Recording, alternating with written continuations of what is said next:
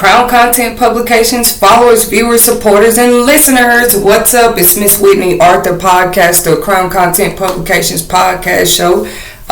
We're publishing and marketing me. I'm back tonight because I had another topic that I felt like, and this one does not have to do with books and writing at all. It's just me sharing and expressing my opinions and views about factual events, you know. If you're new to my channel, hit that subscribe button. Go ahead and give this video a like. If you don't like it, don't leave a thumbs down. Just share your opinion. Share your contradicting opinion in the comment section, okay? If you would like to check out some of my early book publications, go look at previous videos. I just did another one titled Get Started Writing Your Book, right?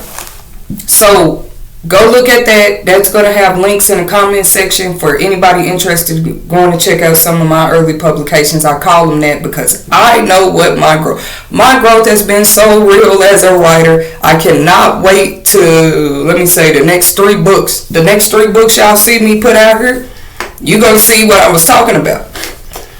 Just growing as a writer. That's why, we can sit around and complain about hold up, setbacks, roadblocks, right? But me, I have learned to appreciate them because, sometimes earning your way into something, earning your way, into who you are, you're already that. But let's say you didn't know you were that, okay? So it took different things. I'm going to admit that. Roadblocks, setbacks, we've all been through them, right?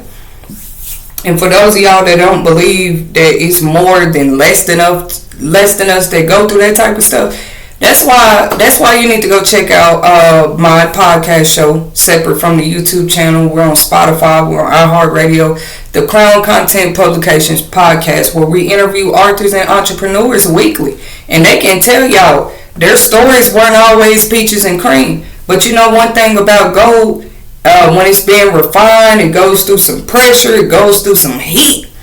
But the thing is, are we out here running from the heat? Are we out here running from the pressure just because, it don't feel good? If that's you, you got to get out of that place. And we coach this and preach this over and over again to our writers that we coach over at the Crown Publishing Content platform. So, boom. You want to learn more about our publication services and how we've been helping authors and entrepreneurs since 2019, please visit my website, www.contentcrownpublications.com. So yeah, y'all know I get on here and I do other videos like my expressions,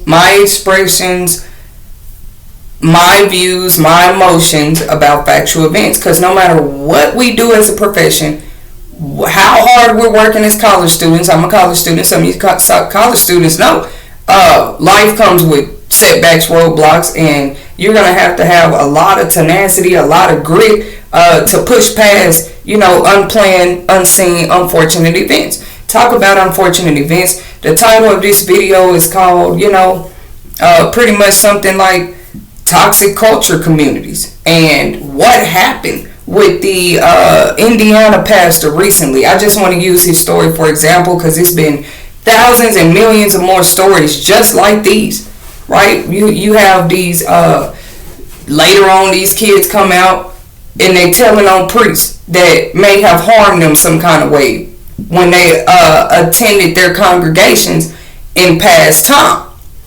Okay, so then when these stories come out, like I'm using a priest, before I even talk about the Indiana pastor real quick, these priest stories been came out. And y'all know I don't feed too much into them. Because we all know that just because one person, somebody of one part of a group or one part of a community, just because they were that way or they abused children or they were abusing somebody, women or whatever it was, doesn't mean that their whole community or forum was doing that or that they're all alike. But my point is, you see how when one cover is blown in a community, like in a community of something like an organization, churches, because that's what we're pretty much going to talk about. You see how when one person is kind of like exposed like that, it makes the whole organization community look bad. And that's why I would never understand why somebody is so quick to call themselves a undercover brother, a undercover side stabbing, side swiping somebody, because you make everybody in that community look just like you because you were once a part of that community. And I'm not trying to get religious here, but since we're talking about pastors and priests that have been exposed this way when it comes to children and women and young men too, and organizations like Boy Scouts and ministries and stuff like that, I just want to give my opinions, and everything I'm about to share is strictly my opinions, my views on factual events.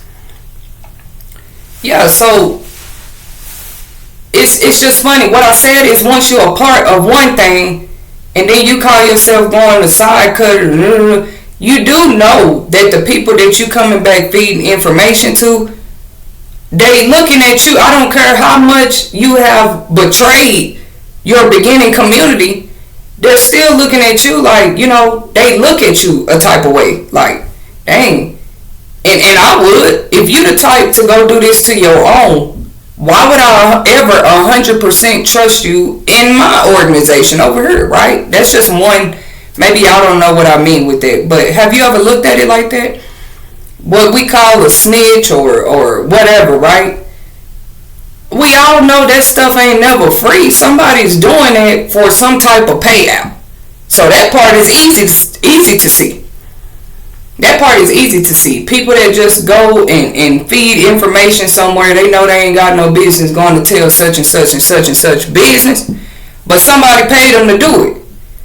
I'm just saying, if I were that type of person and that person was easily influenced to go do a task like that, I wouldn't trust that person, because if you would go infiltrate your own, if you would go do this to a community of people you was close to, I would only trust you so far. I'm trusting you to get this job done, but I wouldn't trust you with my person. If you would do it to them, you would do it to me.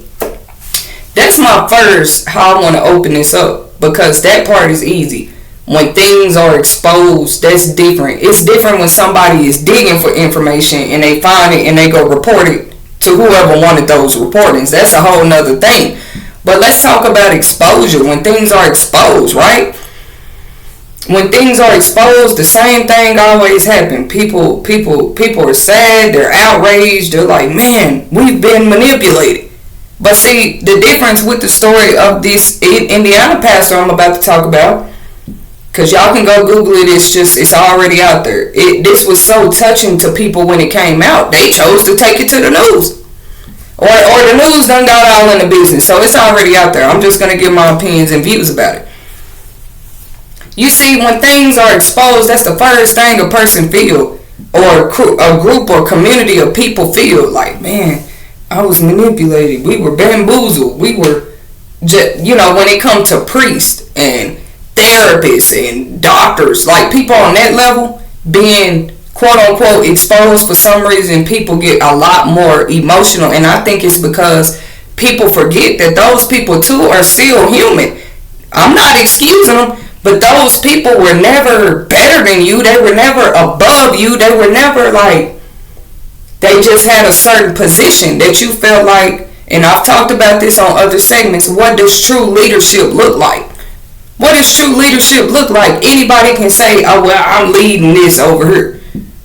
Where are you leading them to? Because if you ain't doing nothing but manipulating the people, if you ain't doing nothing but showing them this side of you, but you got to hold. That's why when it comes to my work, my business as an author, as a podcaster, I will remain transparent. As a social media influencer, I know we have to be discreet with, our business, right? Like, it's kind of safe to do that now. Can't nobody say nothing, but I don't do it to hide anything. Like, yes, my life has issues. Yes, I've had setbacks. Yes, I had to go through a few trial and error periods of my life. I don't feel like that type of thing, because if I'm real with myself about it, when somebody else bring it up, what are they making me feel about it? I've already come to grips about where I had to grow in life.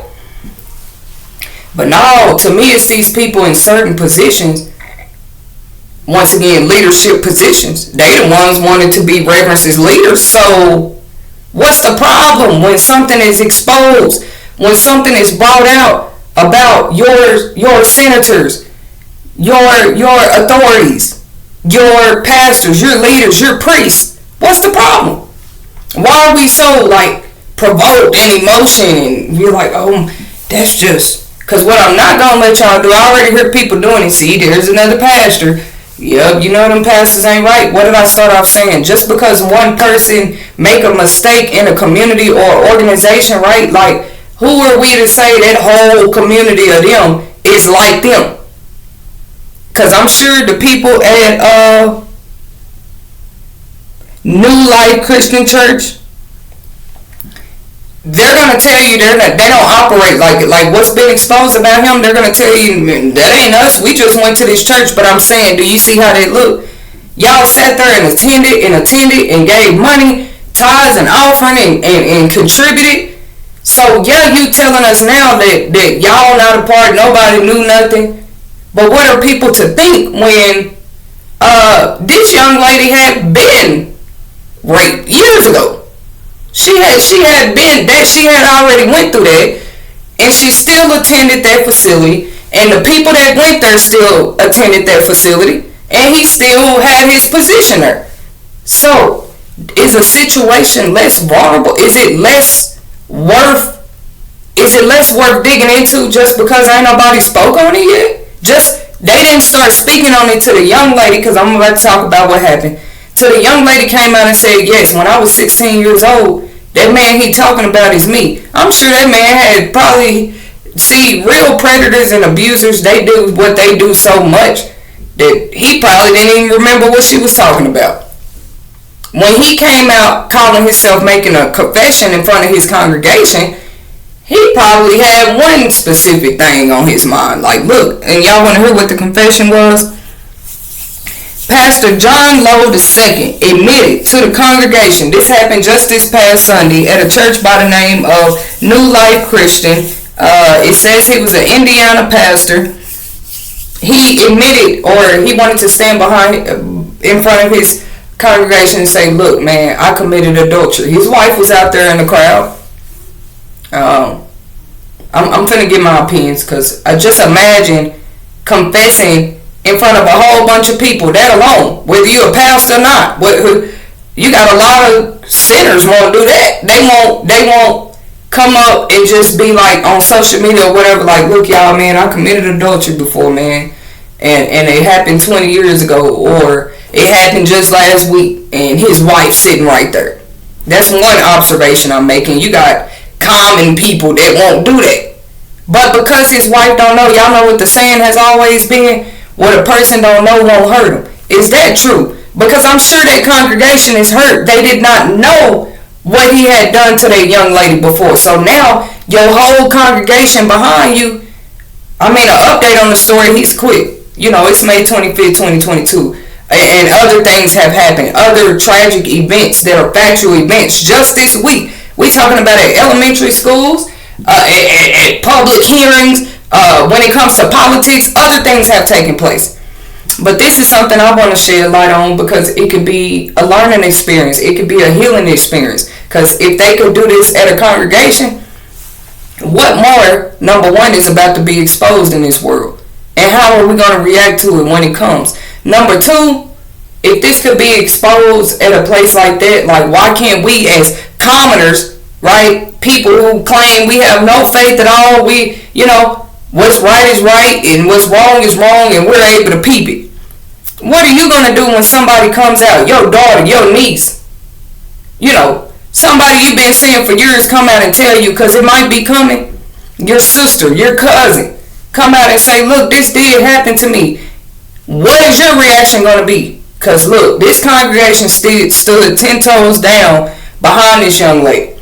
So what happened, y'all, according to the story, he comes up, because I watched the little clip. I don't know why, who pulled their phone out. Y'all know we live in an age where people pull their phones out. So somebody's phone was already out when he gets to admitting he committed adultery. So the phone is still going. The video recording is still going. I'm telling you, the recordings, they can be pros and cons sometimes. Because, like, These days, people have access to literally record you in the act of any moment. So you want to be careful. Like, make sure you. Because can you back up and stand behind what you said, what you did, where you went, who you was down with when it's brought to light? So boom, he brings out, I committed adultery. His wife was there. I said that already. So his wife already done took that blow. I'm speaking for her as a woman really quick. I don't know this couple.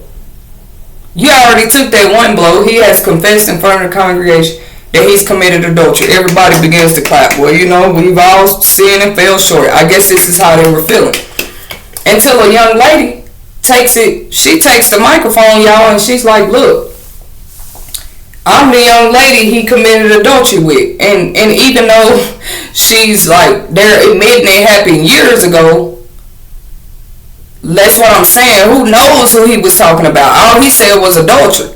He was probably talking about 4 or 5 other women. He didn't, And she takes the microphone, and guess who was up there with her as she did it? Her husband. So yeah, Pastor had a wife, but the abused woman who comes out and tells her story now has a husband. I believe that might threaten. That's why I say marriage is deeper to me. Fathers being in the lives of their daughters is deeper to me. You're just less of a target for these type of crimes when they know there is a strong male figure in that family, somewhere near or close to you. You become a target, ladies, when somebody feel like that ain't the case. They feel like, oh, that's a vulnerable one. I don't see no brothers. I don't see no type of male figure. How can I cross this right here? You already a woman. That's a vulnerability in itself. It is what it is. I mean, ladies, we can be as strong, carry ourselves as strong, try to physically fit ourselves as strong as we can, but we'll never be a man. So what I'm saying is those predators exist. If you're a woman or a child, disabled, it's just the truth. These are the main targets to these type of crimes. Go figure. If I'm not observing something right.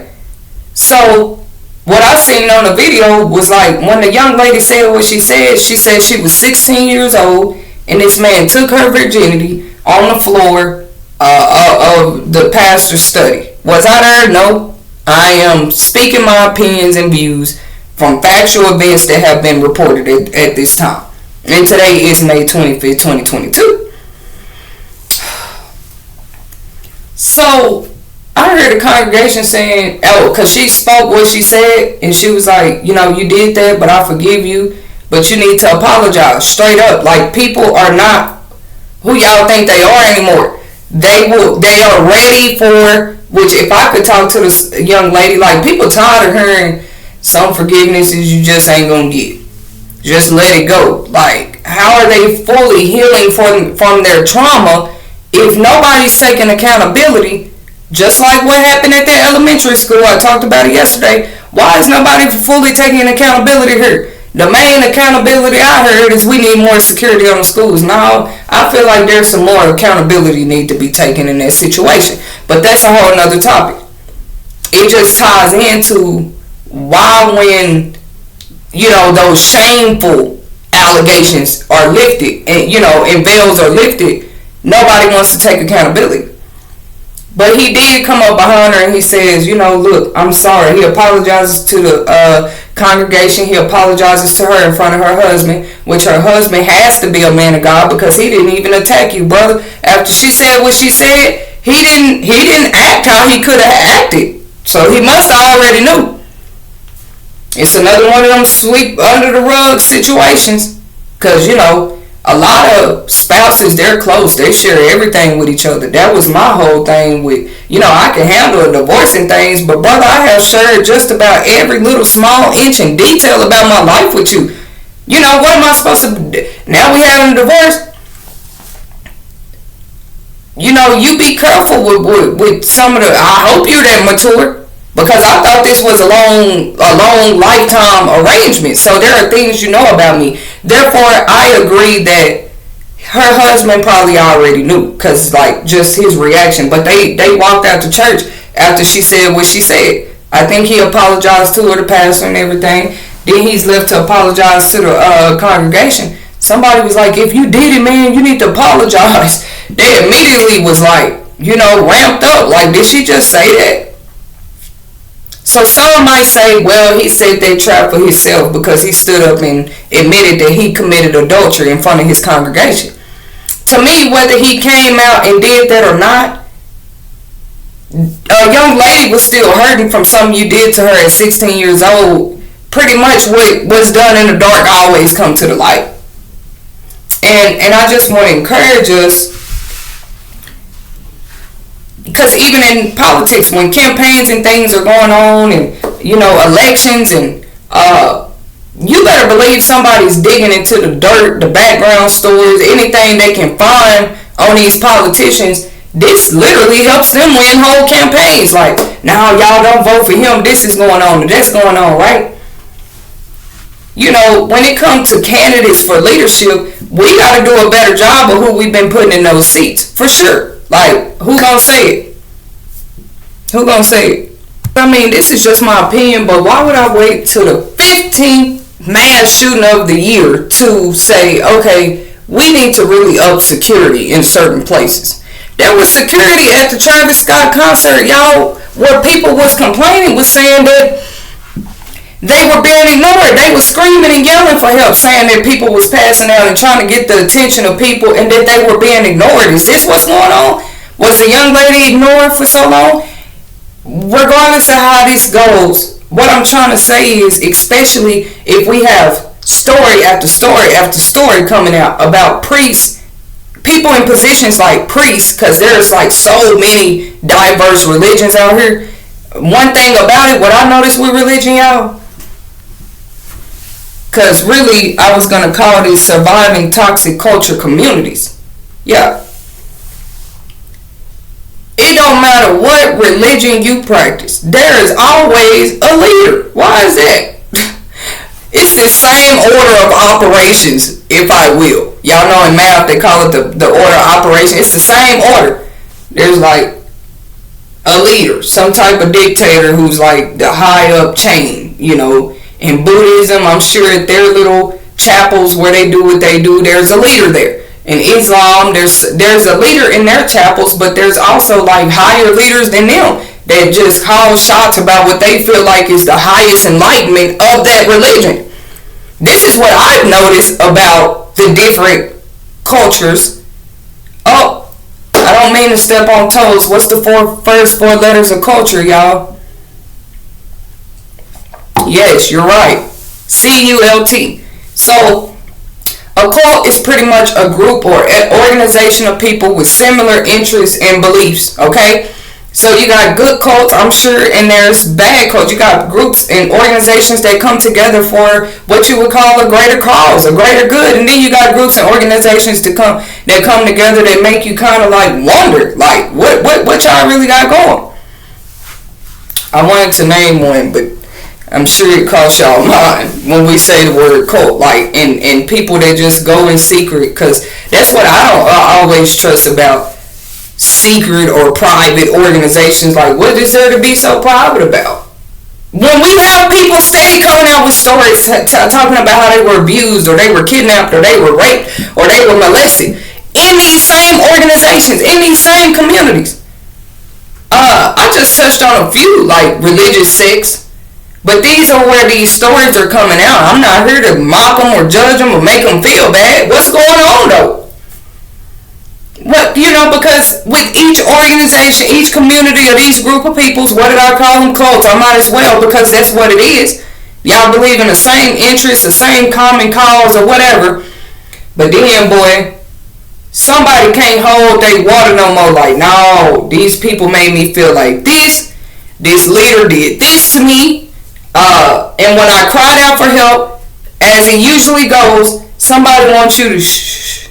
Somebody wants you to sweep it under the rug. So, so why if you know that you're doing something that's going to shame you, if it was ever to come to public attention, if it was ever to come, like, to expose light, if you know that you're doing something that you're going to feel shamed in that moment, why even do it? That shows you a person that has no regard at the time of the action of what they were doing, no regard of another person's well-being, because this is just scientifically proven. You know, people do, and they literally go study this. People have the power to, you know, come on, y'all. People have the power to play with your psychosis. That means play with your mind, influence you somehow, get you to stay quiet about something you know that hurt you and you know that you deserve justice for, right? Yeah, any action somebody does where your psychosis is affected, that is called mental abuse. You were born really to freely think, okay? Now, we may have stipulations and limitations to how we act on those thoughts, most definitely. But now you got people out here that want to take it to a higher level, like, no, I want to affect your psychosis. So much so, I want to control you before your next thought. I want to control what your next thought is going to be through my actions. You see what I'm saying? It's a human behavior problem to me that needs to be assessed. And we steady got people either openly being hurt now, or now they're coming out with stories of things that happened to them, you know, years ago.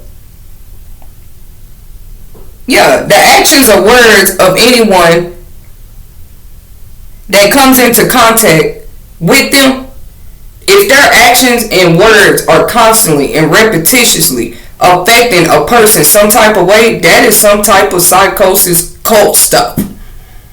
So you got me believing I gotta live this way, I gotta live by this book, I gotta carry myself this way to be accepted into the fold, but it comes out later that you was on this, that, and that, and it was abusive type behavior. To me, everybody, it don't matter. We can listen now, or we're gonna see it later. Everybody is not cut out for leadership positions.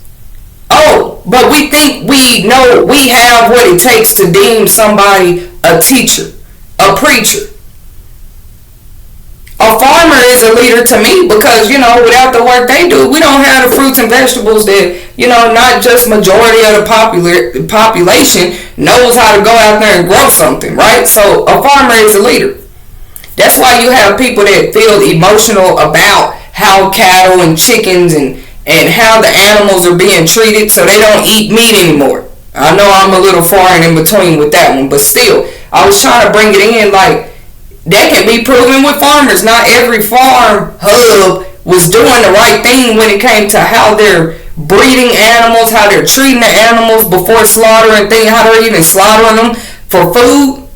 And we're sitting here eating tortured animals, which I'm not one of those. Like, not only am I not a vegan, I'm not just like a big advocate to how, you know, farm animals are treated. But anybody, if you go watch those videos about what really goes on there, it'll move you. That's how it does people. Because abuse is not easy for any one of us to accept. So now let's talk about how toxic cultures even come about. It comes about by this. I'm going to put it in a simple term. At some point, shape, form, or fashion, boundaries are blurred. B-R-U-R-R-E-D. Like, boundaries, there are no boundaries. There's nothing that you can't laugh at. There's nothing that you can't say. There's nothing that you can't do. That's why I say, I hate to put it in these terms, but freedom has almost become dangerous. You know, because what is freedom without morals, ethics, some type of control, self-control, boundaries, or, you know what I mean, limits that you're willing to go or not go.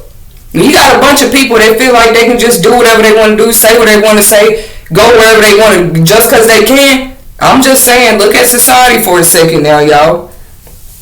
What are toxic characteristics? How do you know you're in a toxic environment? Once again, a group or community or organization, especially if it's secret or private, hate to call it out, but if you notice manipulation or manipulative schemes and just manipulative type actions going on all the time, you're probably in a toxic culture community. If you notice judgmental behaviors, just 24/7, just I gotta constantly judge what somebody doing. Toxic culture, behavior. If you notice, cause if you're a leader, how much more control do you need? You're already a leader. You're already calling shots. But when you notice a person going an extra mile to be in control, what's really going on there? It's just something to assess. Self-centered people, oftentimes it's easier for them to have toxic traits because all they care about is they self. What does toxic traits and toxic behaviors lead to in individuals sometimes? Like, how does it affect them when they are a part of these communities and groups? Whether they're saying something about it or not, oh, trust me, there's been percentages and rates of people that have already come forth and other people that have studied this, okay? To where people come out depressed. They come out with a higher sense of anxiousness and they don't know why they're anxious all the time all of a sudden. Well, it's because, you were triggered a certain way for so long and you accepted it. So now you just anxious all, you're always watching over your shoulder. You don't know what to do next. You went through something traumatic, sweetie or sir. They feel worthless. They feel like they don't know themselves anymore. And then they feel unhappy. If you're in any type of community, culture, any of that has made you feel any of those emotions that I just said, because none of those emotions are natural. That's what I meant to say. I know y'all hate that I'm touching on emotions right now, and you wonder how I can compare those emotions or how toxic trait behaviors and environments do affect people. It's unnatural. Emotions like depressions, anxiousness, worthlessness, and unhappy after you've been a part of something for so long, after something happened to you and you couldn't speak on it for so long, the reason those emotions occur is because it was almost like planted in you, and then they're unnatural. I was going to say, like, who's born depressed? Answer that question. Who's born anxious? Which right now, babies that are born drug addicted are off limits, because that's a whole nother type of, that baby couldn't control it, so they might come out a certain way. But other than that, when we talk about what's natural, who's born feeling worthless? A baby don't know what they feel until they're old enough to express their feelings, okay? An individual doesn't feel worthless until somebody has continuously make them feel that way. That's just how life works. What's the definition of toxic? What I ended up looking into, y'all, pretty much poisonous. And then there's like terms, in other languages. In Latin, for example, toxic is the word toxicus. That's the root word in Latin. Or in Greek, toxicum, meaning bow poison. Check that out. And then bow and bow are really spelled the same. B-O-W-B-O-W. So I didn't know, when I read bow poison, I assumed they were talking about bows and arrows, because back then that's what they used in war, and maybe there were poison in the bows sometimes when they shoot them, when they shoot the arrows for them. But I was like, hold on now, but bow and bow is really, they're two different things, but they're spelled the same.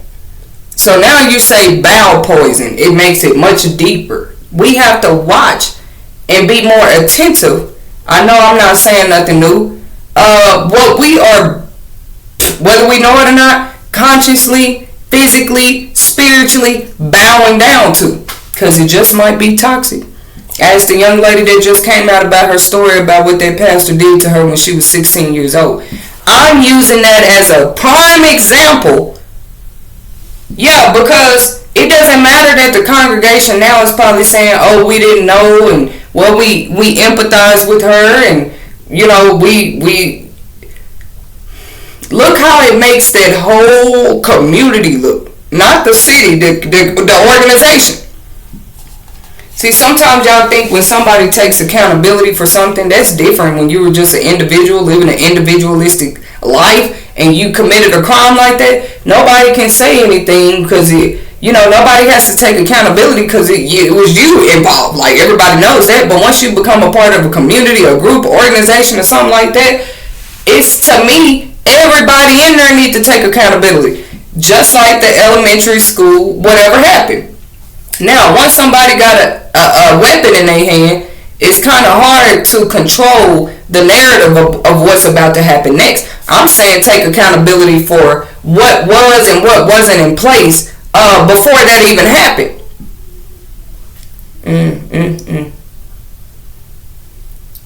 Like, it's been so many unfortunate gun shootings and kids with shootings and weapons and bringing them to school. Where did we get relaxed a little bit? Like, we're just safe and now everything is, so now we don't have to take extra precaution. When you seen this happen in all 2022, why would you relax a little bit? A toxic person will act in ways that don't present others in a good light. That's another example or trait to look at, because you might be sitting back wondering, well, am I in any organization, community, church, or group that is toxic? Don't wonder what's going on when all of a sudden you losing your mind, you can't think straight, you depressed, you don't know what's going on, but you've been around all this toxicity. Whether you was feeding into it or not, you've been amongst it. They got another saying that say, birds of a feather flock together, or you hang around something long enough, you become that. Both of them are true statements through my life experience. Yeah.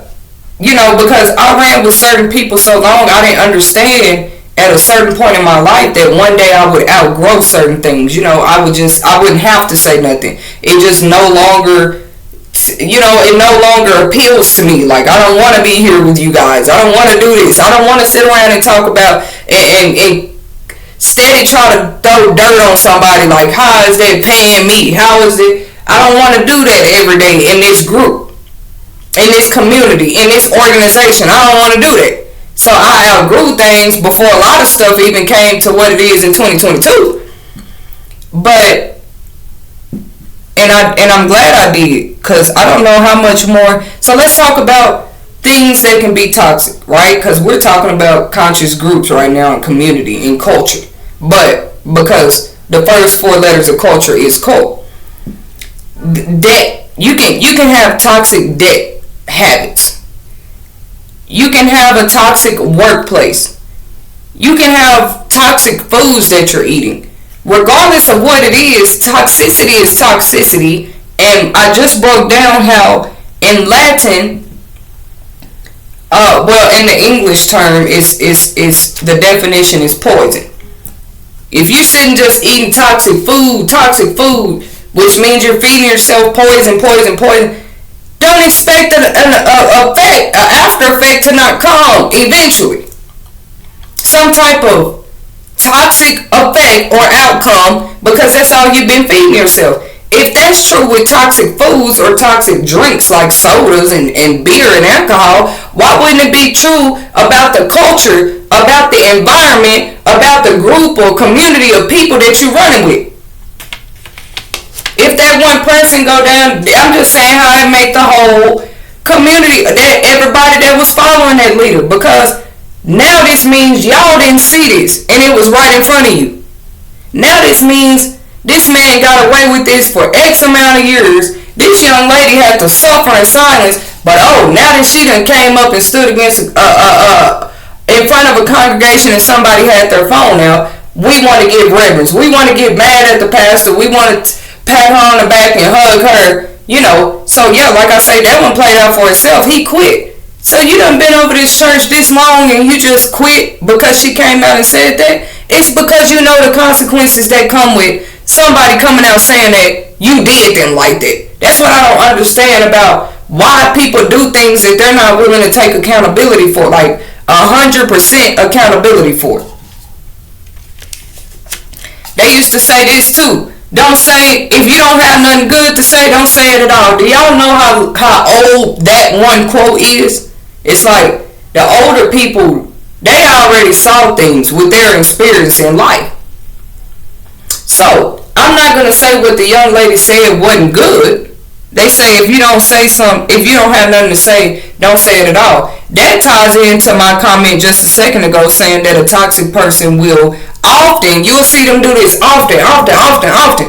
Always trying to make somebody, trying to make somebody look like a light separate from what they walking in. That young lady waited years to tell her story, so, she really could have dropped that years ago. He'd have been out of there. But then the next selection of choice of who they would have had behind the pulpit, what they would have looked like, because y'all let this man in here, I say that because if I just hear somebody just talking, I still use that quote. I might tell somebody, hey, you don't have nothing good to say, don't say it. Because, you never know when the day gonna come. You got to stand and be accountable for what you just said. On earth or anywhere else, courtroom, wherever it is. But, people love their freedom.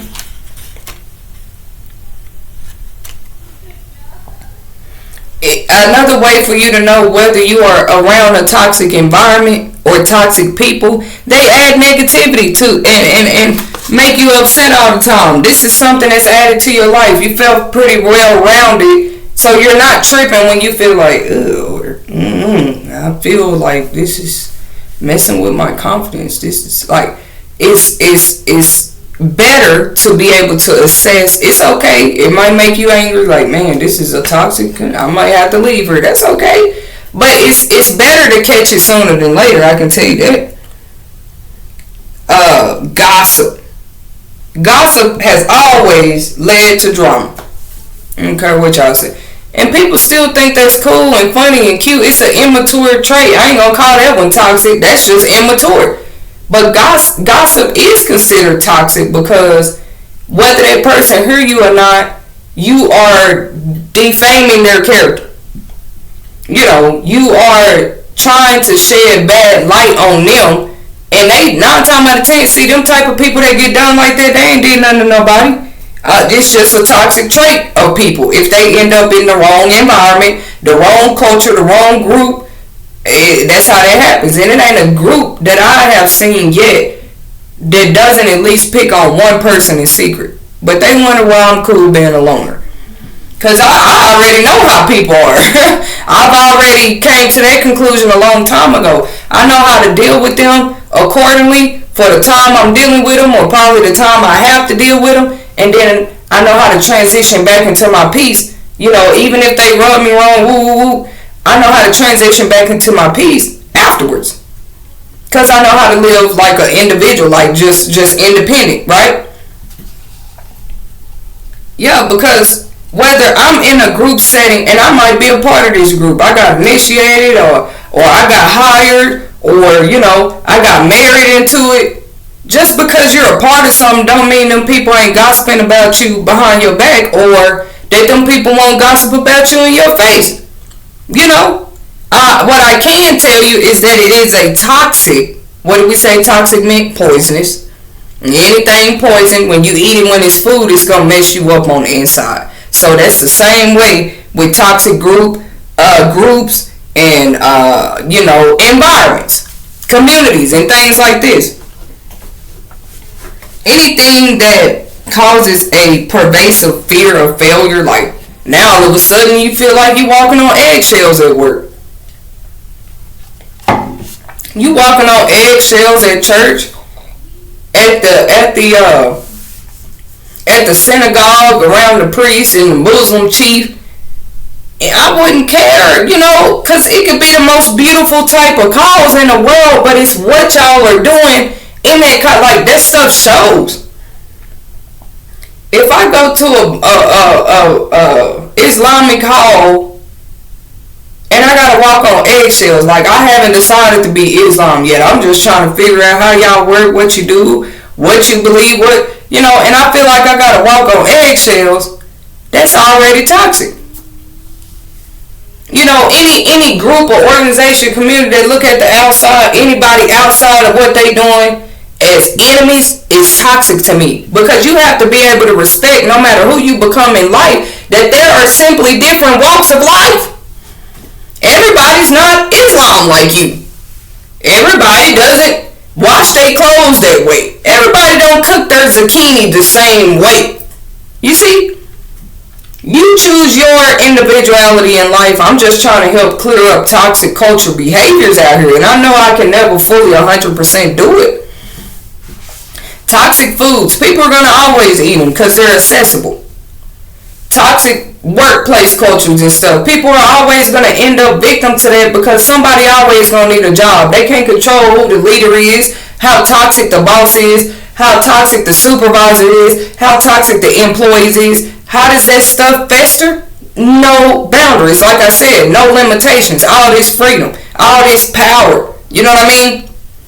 So therefore, when boundaries start being cut, like, oh, now anything goes. If you talk to this one wrong, this what happened, you know, that's your culture, that's your community. I was going to say something. I had to let a few jobs know over the years. You know, it's my respect before this place, and I'm gonna be honest with you, I needed the money is good, but if I feel like attacked in her, if I feel interrogated in her, in some cultures, some environments, I did withstand for a little while, because I knew I could, but I'm not saying everybody is that. Strong is not the word. Yeah, just because I knew I could, to me that's toxic behavior, like just for me to stay because I knew I could, and I needed to benefit something out of it. No core values for others to stand by. If I start a company and I need to hire 10 people tomorrow, when I'm doing my interview and let's say I'm ready to hire them, I feel like there should be a whole conversation, a pamphlet I'm giving you about the core values of this company, what we allow and what we don't allow, what can get you fired and what can get you promoted. But see, when you don't have core values anymore because you got too many selfish people in that group, in that community, in that organization, you got a problem. You now open the door up for toxic activity, behavior, and traits to come into your company. And we wondering why so many businesses failed just recently. What was really going on? So many people resigned. They called it the Great Resignation. So many people willingly quit to go find better appreciation somewhere else. Because I was talking to my brother about this the other day. It's like people forgot. You can be strong like Papa. You strong, boy, you strong. And everybody in your city telling you strong. But guess what? There's always somebody stronger. You weak, and everybody done told you weak. But there's always somebody weaker.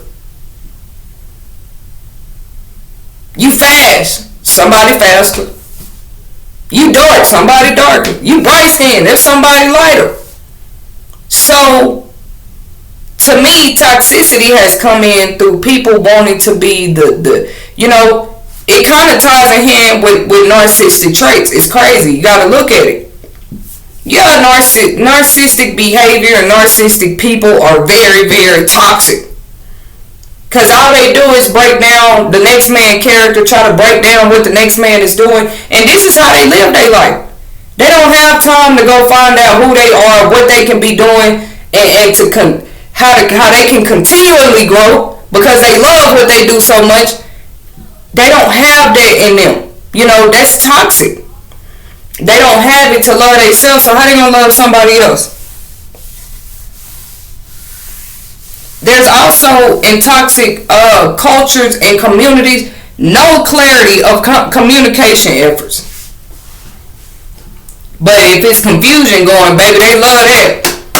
That's going on in churches. That's going on in groups. That's going on social media. People love confusion, but they hate pain. How does that make sense?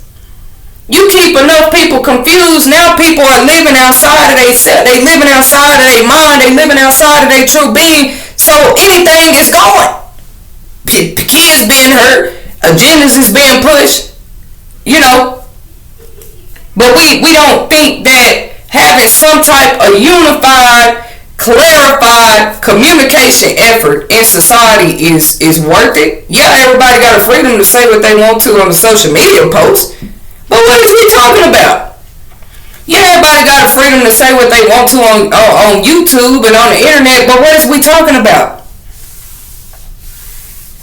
Because in toxic, regardless of where you at, social media, real world, laundromat, car wash, it's like,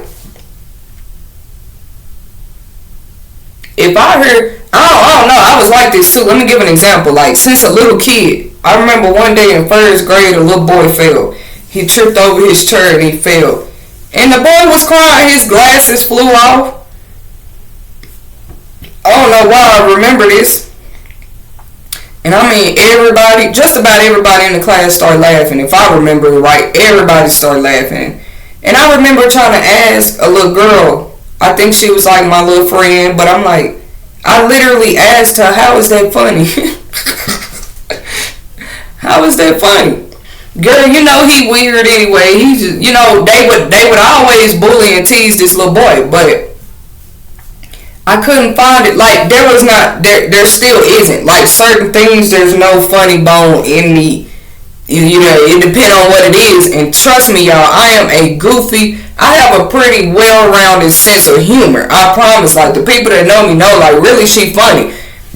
When I'm coming direct and correct about something, I know what I'm doing. When I'm laughing about something, I'm still conscious. When I'm crying about something, I'm still conscious. So I feel like what I'm trying to say is, like, I'm very in tune with my emotions. A toxic culture, a narcissistic person, they don't have emotions, y'all. Like, and that's really sad. I wonder what them kids doing to get today. Are they some of the adult bullies out here today? Because y'all laugh, or maybe that was just a kid in us then. But y'all laughed at that little boy that tripped over his chair and broke his glasses and everything. I just didn't. They was like, oh, so I asked how it was funny. She was like, it's the way he felt. Like, I remember sitting there trying to assess, like, really trying to study. And when I thought about the way he felt, it just still wasn't funny to me. So I felt like a weirdo at the time. Like, hey, Jack, you okay? That was the kid in me. That's been me for a long time. Like, sometimes, and I have really truly gained enemies in this world over there. And it's okay, because I got to be me. Like, I see 15 people laughing at something, joking, mocking somebody about something, but I real life sit there with a straight face like that. Like, I ain't got to say nothing. And somebody notice I ain't laughing. Somebody always do. I'm minding my business. I ain't got to laugh because y'all laughing. Somebody think that's funny. Because they know there is a truth in every joke. There's a truth in just, all you got to do is dig for it. Seek and you shall find. There's a truth in every joke. That truth is, most people are toxic. Like, somebody getting hit by a car is not funny to me. Somebody being shot, I wouldn't care how much you didn't like. Somebody losing their life will never be funny to me. And then, you know, I got enemies I wouldn't even wish that on. I don't wish certain, I'm just not like other people, and that gives me the joy and whatever I need in life, you know, to live mine. So anyways, it's just like a lot of reckless behavior going on around us, but nobody want to take accountability and say, no, this is a human crisis. Like, people are toxic. You know they are when videos go viral because two women fighting, a group of men fighting, a shooting happens somewhere. Why is it that these type of videos go viral, boy, in 10.5 seconds? It's shared. Why? Because it's confusion involved. It's hurt in it. It's pain in it. And even, I have to admit, even as a writer, we talk amongst ourselves sometimes, man, why it seem like pain sells?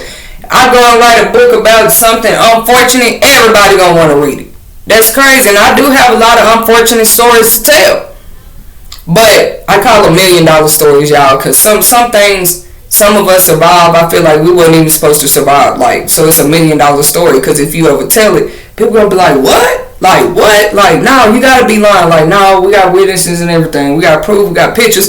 This really happened.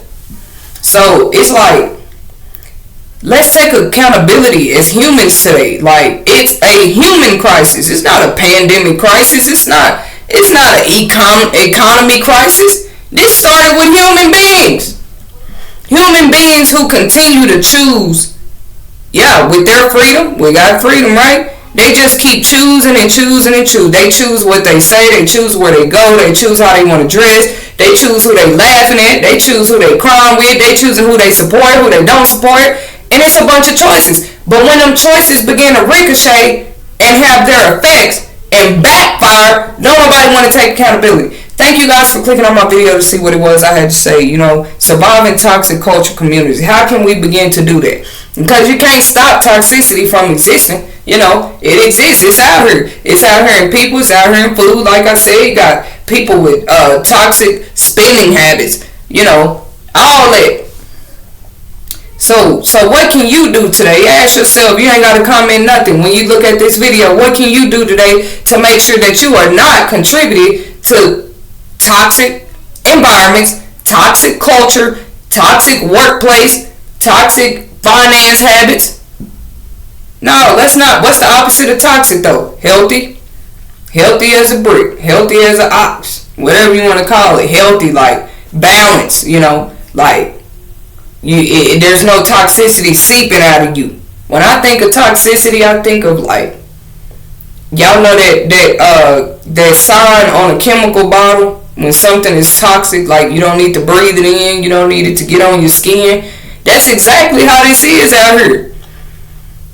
And if you are comfortable in toxic settings, yeah, I hate to tell you, but it's, you ain't got to evaluate yourself. I'm just going to go ahead and tell you, you're toxic. If you knew somebody came out and told you they was abused and you turned your head, you are just as toxic as the abuser, because you haven't asked yourself, what would I do if that story she just told was me? Or what would I do if that was my niece, my daughter, my cousin? If you ain't asked yourself that, you ain't living, because life is real. But we trying to keep people quiet and keep dirt pushed under the rug. How is that helping society though? It's toxic not to say nothing, but turn around and share drama on social media. We share everything but the truth. Why is that? Somebody shared something about the truth, it may get a few likes. I saw that 5 years ago.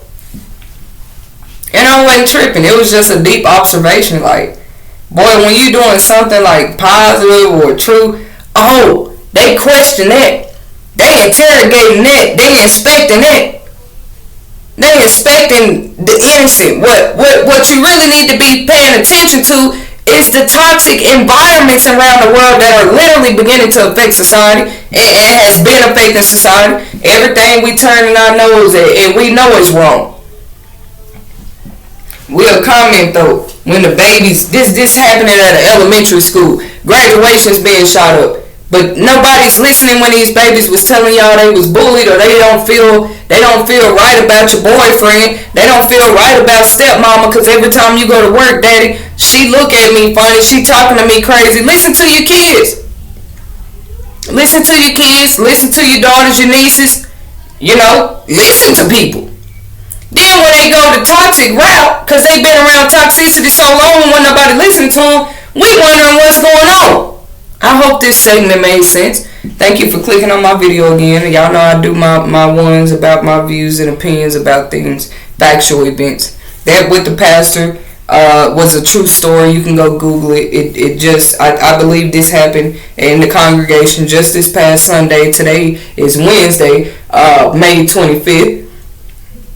But this happened Sunday. And it's been so much going on, I can't keep up with every story. But the ones that when I read them, I'm going to just start coming on here doing like opinion reaction type videos. Like, because this is the first thing that come to my mind. Like, boy, this type of stuff blows up in the media. It's shared everywhere. But what is really the solution? And then, is the solution a solution?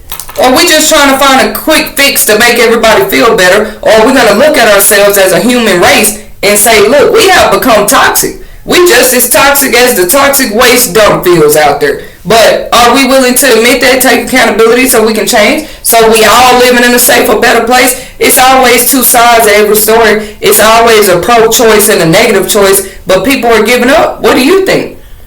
People done lost more faith than ever. They giving up quick too. Why? Because their comfortability is being tampered with. What they knew is normal, or just, what is it called? More like it. Convenience is being taken. Comfortability and convenience. I might do another segment on it. Comfortability and convenience. What is it really? And have people lost their minds when they don't feel comfortable no more, when they don't feel convenient? Oh, because I'm not living a convenient life and I'm not comfortable no more, I don't want to see nobody else do it. Is this what this world coming to? It's crazy. It's crazy. But anyways, thank you for clicking on my video, and until next time.